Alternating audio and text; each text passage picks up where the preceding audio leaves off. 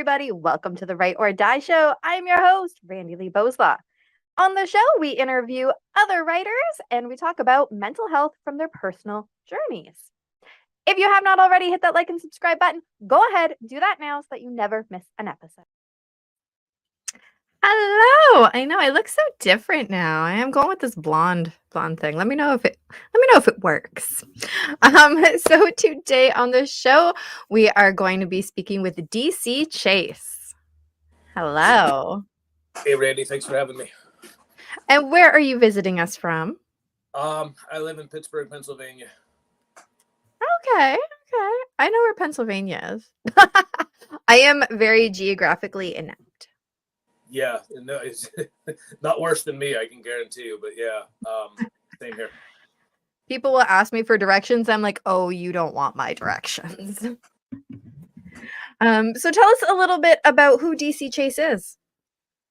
Well, I'm a writer. Yes, DC Chase is my pen name. My first book came out, The Trouble with Marty, came out in August of this year. And the second one, The Trouble with Arthur, is going to be coming out. It was due to be out this fall, but there were some things that got backed up. So it's going to be out in January of next year.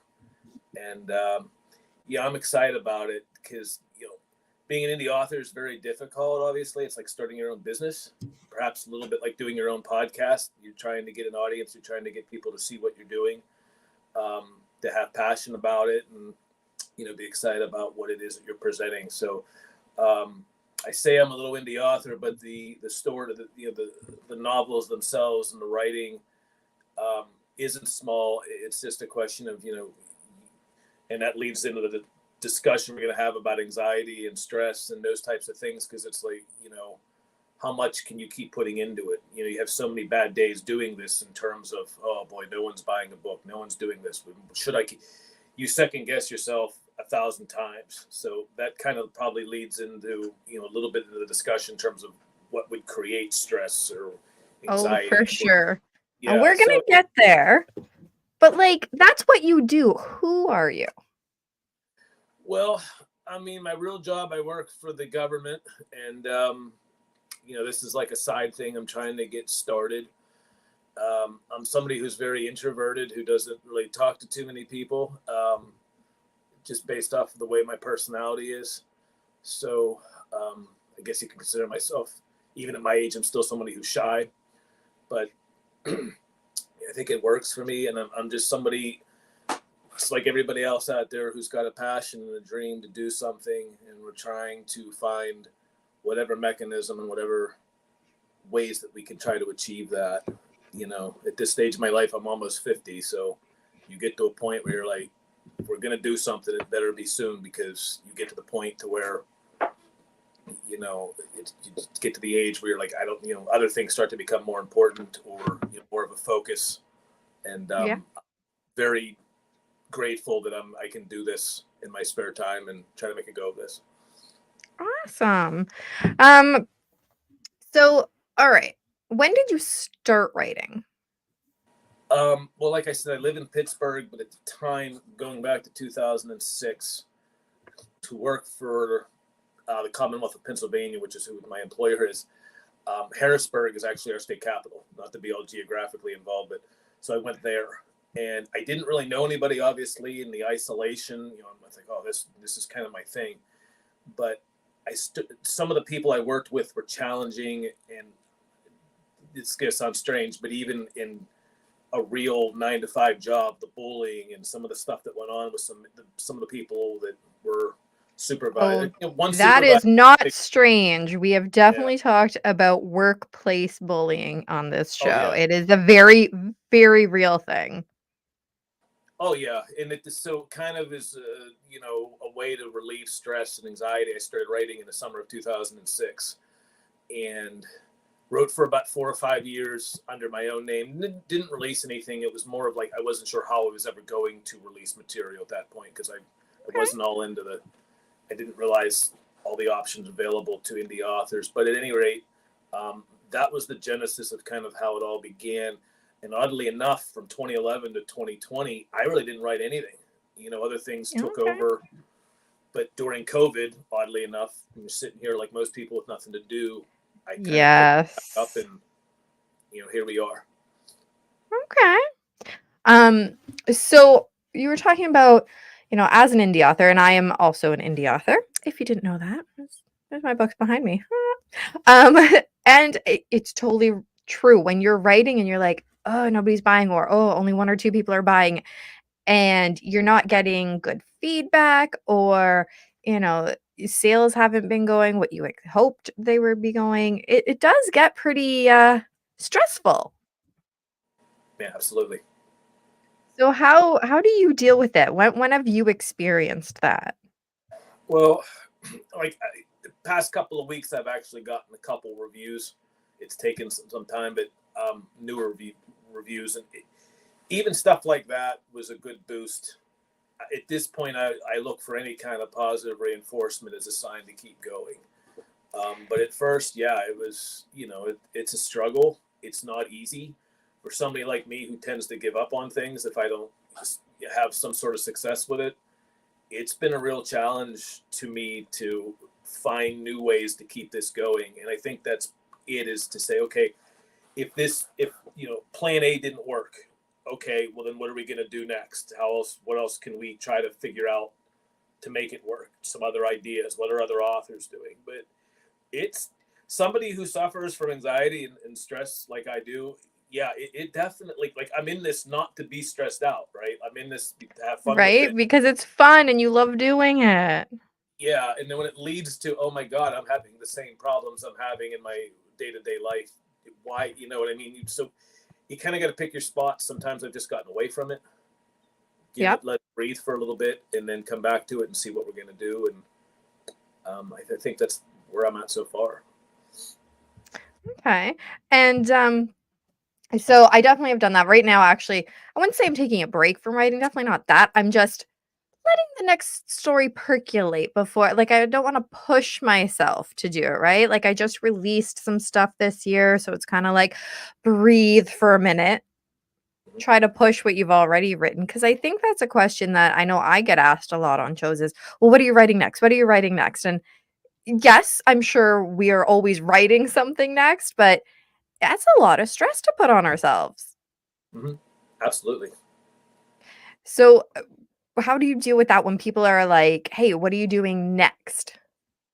I wish I was so fortunate where I had people asking me what I was doing next. But um, Well, I'm asking now. yeah, well, where the pattern I've been able to work with is to try to do a book a year, because usually it takes about 6 months or so, because it's like a full 90,000 word novel. Yeah. Month or so after that to try to review it, do whatever I'm going to do, and then I probably won't try to start to write another book in this series until next spring, because to me the winter's just like, not. I can't get motivated when it's dark out all the time, so I really haven't spent much time thinking about what the next book's going to be about. To be honest with you, I'm trying to just get this other stuff up, and reading an edit for my second book yesterday. So actually getting them published has thrown like a little bit of a curve into, like, okay, well now I need to be doing this now. It's not all Yeah. just planning but for the next book. So it's just sort of something I'm doing on the fly and trying to learn at my own pace and see, what the heck happens here. And I think that's another good point, learn at your own pace, because there is a lot of different things, especially when you're an indie author, that goes into writing it. Because it's not just the writing, it's the editing, it's the finding the editors, the finding the formatters, or learning how to do those things yourself, which is very time consuming all on its own. Yeah, it is just trying to figure out, like, when I've had my first book edited, I had like this really unique style. I thought, oh, this will be perfect. It's going to be different and unique. And the editor was like, what the hell are you doing? And so I kind of had to. And so when I got the second book back recently, it was much smoother. But you kind of got to realize, even though you're okay, I want to be this independent voice and you have it look sleek and like different from other authors. There's certain things that kind of got to be mainstream, and you can't just go off on this weird thing, because you have one shot for someone to look at the book, and if they don't like the way it's formatted, which is something that I'm still trying to figure out how the heck that part works. But Formatting is so much fun. Yeah, I don't even. Luckily, I have someone to help me with that. They're just like, here, approve the edit, make sure all these changes are done, make sure that's all done, and we'll figure out how to get it onto Amazon, make it so the content fits. And there's a weird thing with the cover; it's got to be the right size for Yep. how many pages it is. I gave them a 300-page manuscript or novel. When you look at it, it's like 400 and some pages. And it's like, my God, it made it look like I wrote this epic thing, but it's not. It's the way that it's formatted with the pages. Yeah. It makes it look way more involved than it actually is in terms of content. Yeah, it's funny how that actually happens because it has to be X amount of pages. It has to have, these extra things. If you've got a table of contents, then that adds it, or the title page, and then the copyright page, and all these other little things that sometimes we take for granted. Never would have known, or the chapter's supposed to start on the right page halfway down. I'm like, I don't know. I read a lot of books, but it's something I really don't pay attention to. Right? Readers don't pay attention to that stuff. It's all the behind the scenes, and it takes a lot of work to do all that stuff. No question about it. It's great to have a little team behind you that can do that stuff, so you can just concentrate on, okay, let me just get the edit to you, what I think is going to be the finished product, and then they can figure out how to actually, make it come alive. Exactly. So when you first started writing, did you suffer with some anxiety, some depression around that? Oh, for sure. Because, like I said, when I lived in Harrisburg, it's kind of isolated from my family, and it's one of those things you don't know what you have till it's not there. And so I wasn't really sure what I was doing or how I was going to cope, but that kind of stress and the anxiety, I think had been with me for a long time. I think moving to Harrisburg sort of was like where it reemerged, so to speak. It was dormant for so long. I didn't realize it was that big of an issue. For about 10 years, I thought I was doing, had kind of overcome it to some degree, but moving out brought out like a lot of weird vibes. And I was like, oh my God, I'm like 16 years old again in some ways. What am I going to do? It was not, Right? Yeah. Wasn't the best of times. Wasn't the best of times. It wasn't the worst of times. Yeah. Quote Dickens. Yeah. Something like that. Yeah. I don't know if that's exactly how, but it's close. Something close. So how did you deal with, how did you deal with that? Well, not to be funny, I drank a lot, but that's not something that I would encourage people to do. Even at that time, we're talking about 2006, 2007, just to tell someone that you were speaking to a therapist or you were involved with something like that, at least where I was, or at least with the situation I was in, wasn't something that like you ran across and shouted. Certainly being on a podcast talking about that you had these issues, it was almost like you're talking about there's something wrong with you, you have some defect, and you should go over there somewhere and sit for a while. So I was able to do that. My employer did have like a mental health thing, so it started there with talking to a therapist. And it's weird, I was watching one of your other shows, and there was a woman talking about how she was prescribed medication and the horrors that gave to her. And I'm thinking, sometimes these pills that these doctors give you are 10 times worse than the problem you have to begin with while you're taking them. So yeah, you have to be careful, because I'm definitely pro medication because I take mine every day and it does help. But you also have to be careful because it doesn't work for everybody. Right. And it doesn't always need to be a long-term solution. And there's so many different ones out there. You do have to do your research and be careful, because I'm pro whatever works for you. And medication works for me along with therapy and all this other stuff, but it does not work for everybody. Right. Absolutely. I think you kind of got to figure out, like I see a therapist about once a month, do like a thing like this online, and it gets a lot of stuff off my chest. And I find that it helps, it's like you get to like here, and then by the time you're done talking, you're back down to here and you're calm again. And then it just sort of like fluctuates throughout the month. But some of the things, like I said, most of my issues are just self-inflicted because I tend to like overthink things and I worry about things. And I can't prove this scientifically. Obviously, I'm not a doctor, but I think there's something to do with the creative part of your mind that's like opening up a Pandora's box. To whereas once you allow that stuff in, some of this negative stuff can come in too. And I think there's something to it because you see some of the artists, musicians, writers, actors, actresses that, I don't want to say they all suffer from it, but obviously not. But you see that's kind of like a prevalent thing.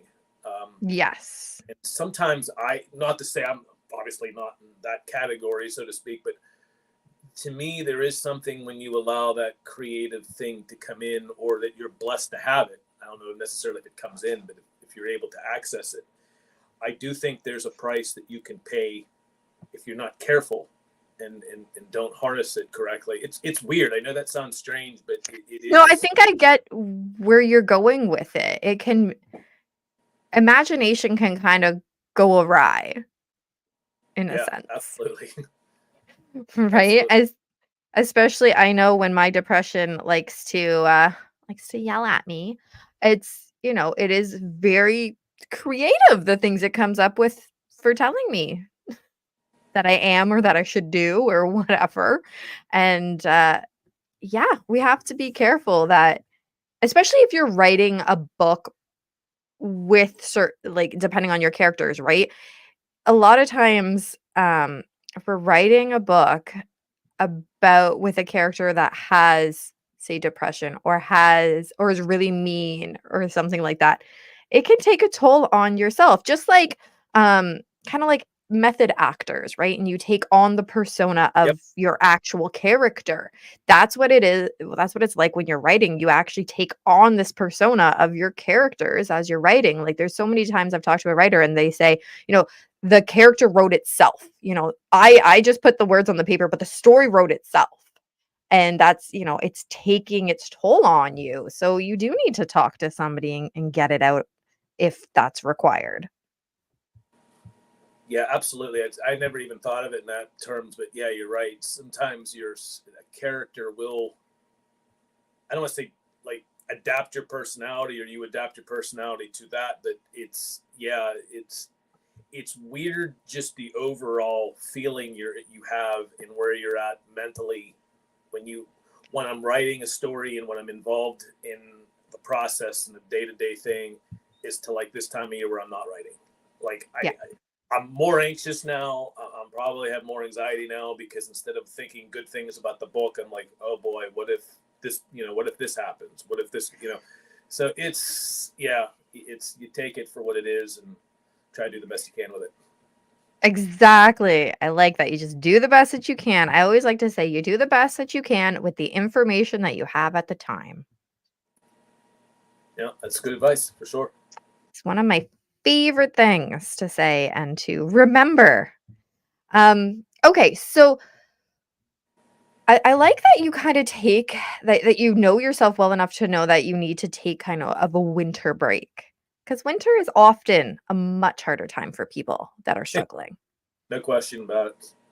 No question That about it. that sun being gone it's hard. In fact, I just keep thinking about a trip to Cuba. That's, that time of year is coming up. It's never long enough, but I look forward to it. Yeah, it's living here in Pittsburgh. Last year we were lucky; we didn't get much snow, but it was pretty cold. And yeah, there is some weird cycle, whatever it is with the sun that you kind of rejuvenates you. I think that's definitely true. Yeah, just way more of a hermit this time of year. definitely. So, what do you do during this time of year to combat it? You know what? Oddly enough, I would recommend anybody just in general that struggles with nerves and anxiety and stuff, try to exercise. Even if you do what I do, which is like a 10 or 15-minute walk, you try to do that every day. Yeah, yoga is a great thing because it helps control your breathing and just makes you feel better. Or I was talking to somebody about this on the phone the other day too, like they took up painting because they're stressed out, or find something that maybe it's not writing, but maybe like to paint, or maybe you get into reading a good book, or whatever it is, whatever I would, any kind of outlet, whatever that can be for you to make it work. I think is great. Personally, I sit here and listen to music probably like every night. I love listening, like Pandora. Yes. I've done that since I've been like 6 years old. I can't explain why, but it just puts me in this world when I'm not worried about work or I'm not worried about anything. I'm just like, oh, like floating through space. And Music is a wonderful I can't thing. describe it, but it might sound strange, but yeah, I love it because it just calms me down. I don't think it sounds strange. I definitely do the same thing. Music, if I'm kind of in a mood, it can get me going again. Like, and it really depends on what music you're listening to. And everybody has a different preference. Yeah, somebody my age, at least in their mid to late 40s at this stage of my life, grunge music was a big thing when I was a kid. I shouldn't say kid, when I was in high school. And it's so weird because that music lent itself to depression and to anxiety. Listen to some Alice in Chains songs from like the early 90s, and it's like there's not a lot of happiness there. Right? Exactly. It's weird where it takes you. But I remember a lot of those guys would say that Neil Young was like, they all really worshipped him and stuff, and it was a musician. They called him the godfather of grunge. Well, for people listening to this, I'm kind of like the godfather of anxiety and stress, because I've seen, and hopefully people watching this or listening to it will kind of get that and say, boy, if this guy can do it, it sounds like such a cliche, but if this guy's managed to keep it together, it's hopefully it motivates other people and keeps, allows other people to try to overcome the issues that they're dealing with as well. And that is entirely why we do the show. Absolutely. Because even if it just helps one person, I think that it has been a successful episode. Yeah, and you never know where you catch people in their lives and day, or what they're thinking or doing when they see something, how it's going to affect them. So Exactly. like reading a book or anything else, just weird, like it's almost like sometimes you look for a sign, right? And sometimes you find them in weird places, and this guy with his weird beard and the Steeler hat and all this stuff. And I've gotten to the point in my mind too where I don't know if I'm going to be this best-selling author and do all this stuff, but hopefully that I can be somebody who can motivate that next generation or whomever to say, this guy's the real deal, and use that, like I said, to motivate themselves and to take a look to see how I've done it or what I'm doing writing wise, but to get themselves going as well. Yeah. Their lives. Like I said, when you're, whether it's a podcast or a writer or a director or whatever, I feel like as long as you have helped or made one person feel excited to either read the book or write, to me, that's success. Yep. Yeah, it absolutely is, because it's like that. What's I can't think of what they call it. There's like a term for it, but like you help someone, like you just pass it forward or play it forward or whatever. Oh yeah. Yeah. So that maybe they'll do it and they see it and they're helped by it, so they pass it on to somebody else, and it just keeps going. And so one person at a time. You might not think, it's just one, but what that person does and carries forward with it, it's something that can keep going, and it can reap benefits for a lot of people. Well, that's just it. You never know what that one person is gonna do. I can't remember who it was that I was interviewing. There's been so many, and I'm so bad with names. But I remember I was talking to somebody, and it wasn't that long ago, probably last month. Wish I could remember. Anyways, just go and rewatch all the episodes, guys, and then you'll figure it out. So I was talking to one of the guests, and he said that he was about to kill himself, and his friend's dad called him, and I'm just paraphrasing here because I can't remember the exact quote, but he had said something like, "Is it broken?" or something like that, or no, something about turning the wrench. Can the wrench still turn or something? Because he was a mechanic. And that one phrase stuck with this person for so long. And then now he is inspiring others through his books and things. So, one thing that you say to somebody, you never know what it's going to be, but that one thing can then have that ripple effect to impact others. Absolutely. Yeah, no, there's no question about it. And I've seen it in other ways in my life that have nothing to do with books, but you say an encouraging word to somebody, goes a long way. Exactly. All it takes is one thing to say to somebody, and you could turn their whole life around, really. You might think it's completely just an in passing, oh, I just said some random thing to this person, but it can mean a world of difference. Even a complete stranger, just saying hi and being nice to somebody sometimes is all they need in that moment. Yeah, like the old saying used to be, I can't remember exactly what it was, but it doesn't cost anything. Being nice doesn't cost anything, Right? Exactly. or smile because I can't remember what the other one was. Your face may freeze or some weird thing that, just try to be pleasant. It doesn't cost you anything. And it's, yeah, that type of stuff and momentum in life is so fleeting, and you never know where it's going to stop and start, at least in my life. And Exactly. yeah, it can come from anywhere. Yeah. And it sounds so cliche and so like, okay, but it's 100% true. And that's what makes it so important to remember. Yeah, I don't think there's any question about that. And I think the other thing is there's so many examples in my life where I see that it's true, but then for some reason I drift away from it, and then you keep coming back. It's like that yoga thing I talked about. It's like, oh, what's this going to do? And then I feel much better, and then I get away from it because I'm like, okay, I'm okay. And then damn it, if I'm Right? not in the same spot I was to begin with. And I'm like, well, what changed? Well, you're not doing that thing anymore. You don't have that positive reinforcement. And, Yep. you start to drift again. So it's definitely evidence of that all around you. Exactly. Yes. So what would you say to somebody who is struggling right now with some anxiety?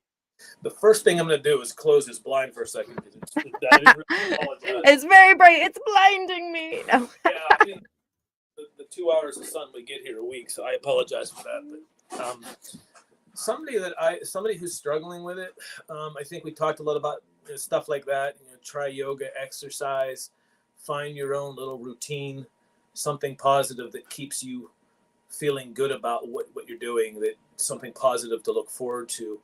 I think there's also this weird thing that goes on, at least you see it a lot online, where if people fail at something, it's just like become this major depression.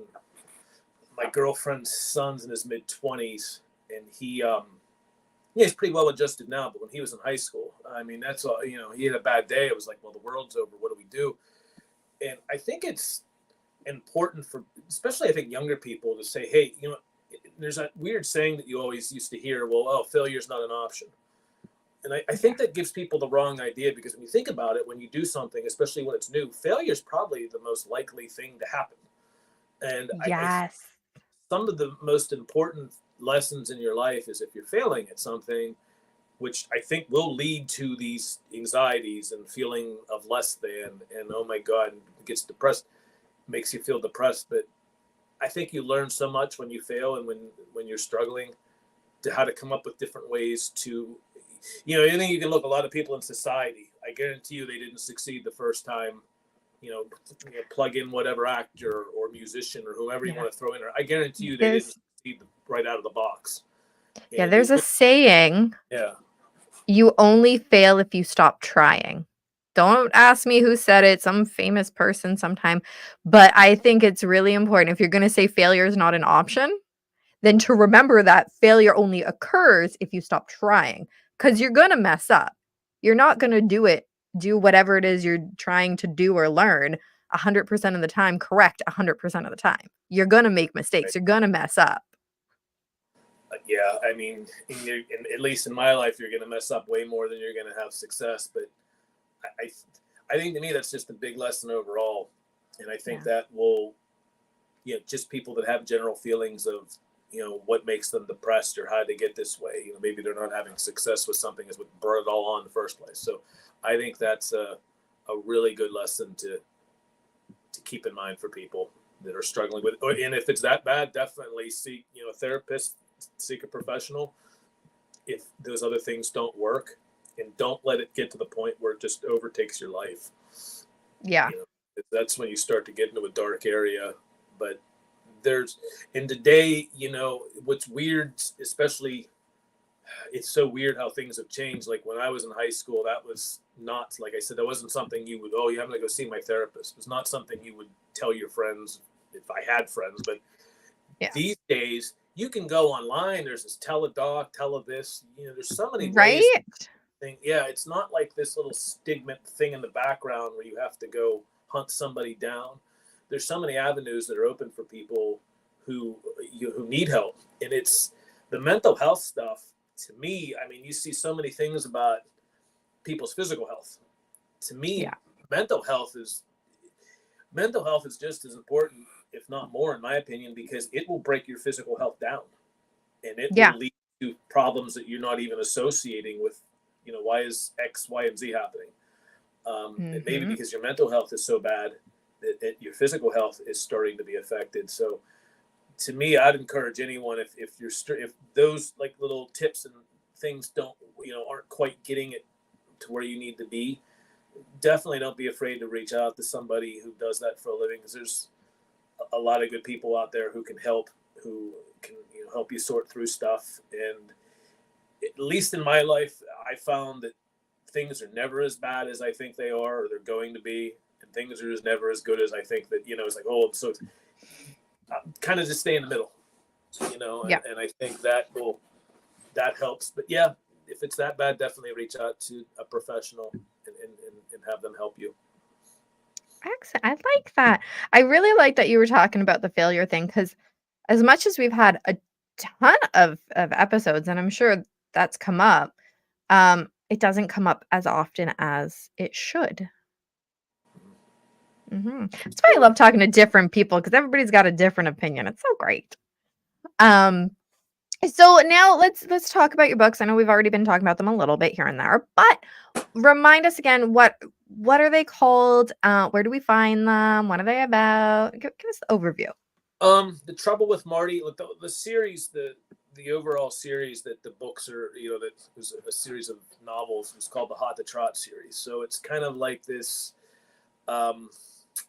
like the second book I'm releasing now, I compared it to, if you look at the blurb of it when it comes out, it's like the movie American Pie mixed with the James Patterson novel. You get like a lot of sexual tension, some good stuff with that. Nothing like over the top. It's not an erotica book, but a lot of suspense and a lot of good plot twists. The first book I described, it was like, the movie Fletch meets a James Patterson novel. It's, all these weird, funny things with the narrator. You laugh.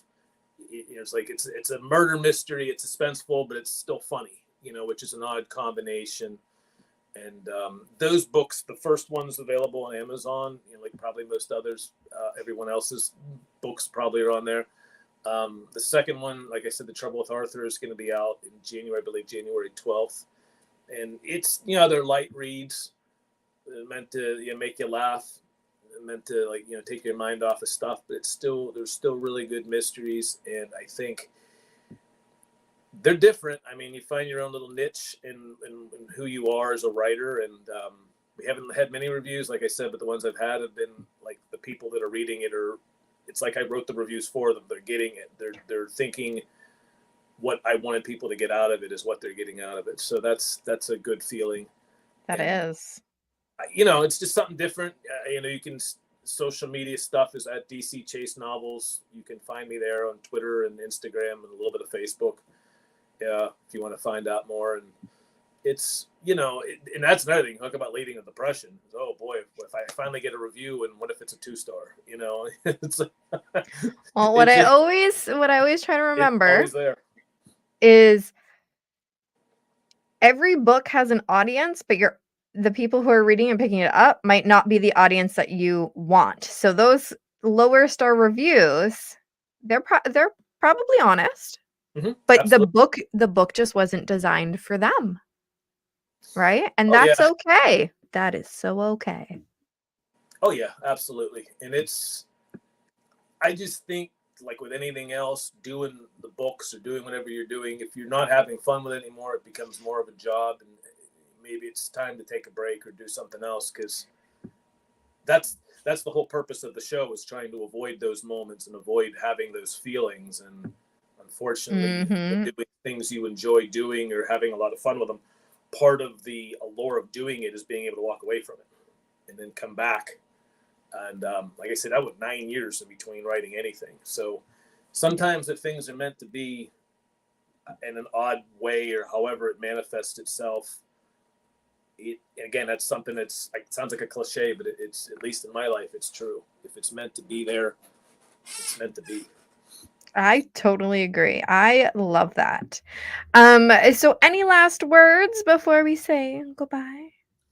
No, I think we covered the books, and we covered, a lot of what goes into those books, and the feelings that come up, that may be book related or author related, being stressed out, or just in general in your life. So I think this could reach a lot of people, whether you're a writer or not, or you're just someone who's suffering in general from different things. But like I said, I was 30 years old sitting at a computer thinking, oh, let's try writing.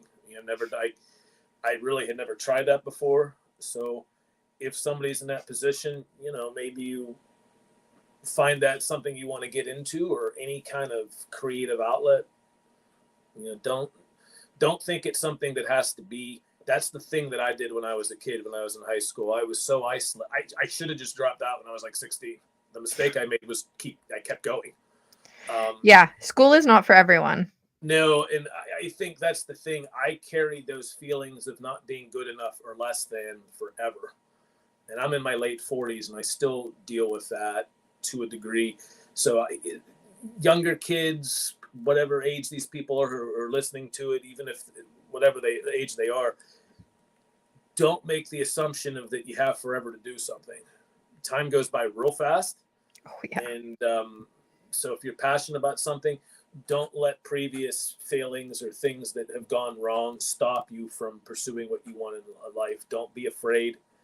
We talked about, don't be afraid to fail. Swing at it and go for it. See what happens. And that's just one of I think the most overall message I can give people. Just, be happy and pursue what you want, and don't just say, oh, I'll have later in my life to do it. But you'd be surprised how life just takes turns and twists, and you might not have the opportunity anymore. So just, keep trying to find a way to move forward. Like I said, be happy, and do not let, especially other people, dictate to you whether you're successful in terms of, oh, you're stupid, or you're this, or you're less than, or you're a high school dropout, or whatever. Don't let they're just words. Don't let that stuff stop you, and move forward. And I think you'll be much happier. I wish to God I'd have done that when I was younger, but I'm grateful that I found some, ways to get over that. I'm not that scared person I was, but boy, I gave up so many good years just feeling inadequate because I wasn't, whatever in high school or in college when I got into college. So it's, I hope people listening to this, I hope it motivates them to, feel better about themselves and their situation, and get them to, be a better person, and, move on and have a good life. I love that. That is amazing. So thank you so much for waking up early and joining us. For having me. As always, thank you so much for the amazing guests that we have on the show. Be sure to check out their links down in the description below. If you want to support the channel, go ahead and check out our merch store. We've got some very cool things on there. That's my favorite. Sorry, I'm busy ending the stigma. But there's some other very cool designs. 10% of the proceeds always goes back to the Canadian Mental Health Association. Be sure to follow us on Facebook at RB Media, because we have some great new shows coming up, and you never want to miss any of those episodes. And remember, the only way to end the stigma of mental health is to speak openly and honestly. Bye!